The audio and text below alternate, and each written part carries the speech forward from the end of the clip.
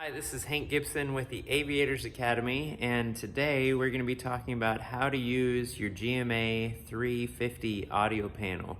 We're going to be in a Cirrus, and most new Garmin G1000 and Garmin Perspective airplanes have the GMA 350 audio panel, and it can be a little confusing on how to use, how to adjust volumes, etc. So we're going to eliminate that confusion today.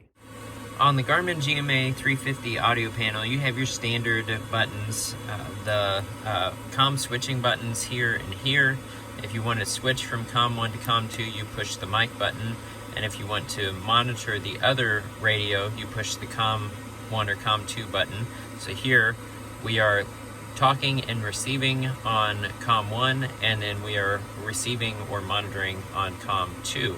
If we just wanted to receive on COM 1 and transmit on COM 1, not listen to COM 2, then we would push the COM 2 button to turn that off.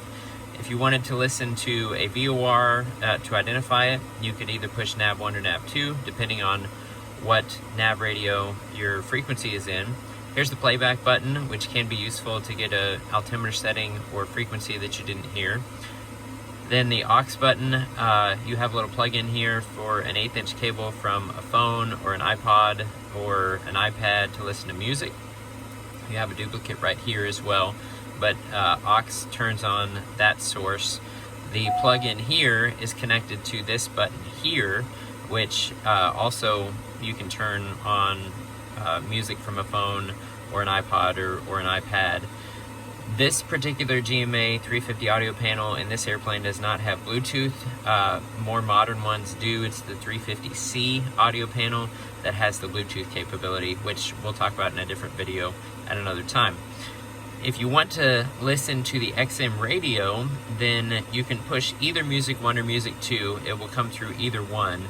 And when you do that, in order to send it to the correct seats, so by pushing Music 1, you're going to turn on the source, and then to distribute it, you're going to push the knob here and get a flashing blue light. And with these lights over pilot, co-pilot, and passenger, all 4 seats in the Cirrus are going to be listening. If the co-pilot doesn't want to listen to the music, then you can just turn the light off above co-pilot by pushing the button. If the passengers in the back don't want to listen, you can just push the passenger button. And if the pilot doesn't want to listen, which is most likely, then you just push the pilot button, and that will turn the music off to the pilot. When you're all done, you just push the knob again, and then this goes back to your intercom settings. So right now with the white lights here above pilot, co-pilot, and passenger, everyone is able to talk to each other. If the pilot wanted to isolate the co-pilot and passengers together and not listen to their conversation, simply push those 2 buttons and then turn the lights off for the co-pilot and passenger.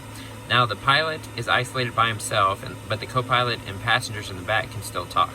Now if the pilot and co-pilot wanted to talk but not listen to the passengers in the back, then you would have the lights on above pilot and co-pilot. Those 2 can talk now, and then the passengers in the back are isolated by themselves on the intercom. Finally, if the pilot and passengers in the back wanted to talk, you would be looking at this setup right here.